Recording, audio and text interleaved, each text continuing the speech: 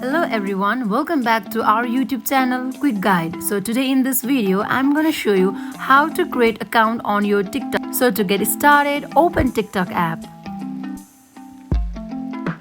Now in your For You page you could see many options, many icons. Let's select on profile icon. Now here on your profile, select here.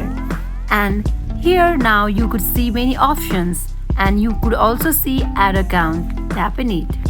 Now in this interface you could able to see sign up for TikTok or login. If you already have an account, then click on login button. For now we are here to create a new account, so you could able to sign up for TikTok by using your phone number or email, or you could also continue with Facebook, continue with Apple, continue with Google, or continue with Twitter.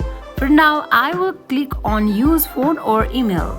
As I have already created my TikTok account from phone number, let me click email and enter email address.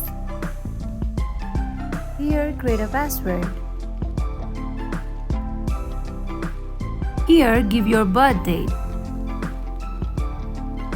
As I am selecting random birth date. Next.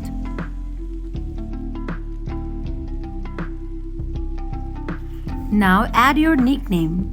For now I'm adding SAPU. Confirm it.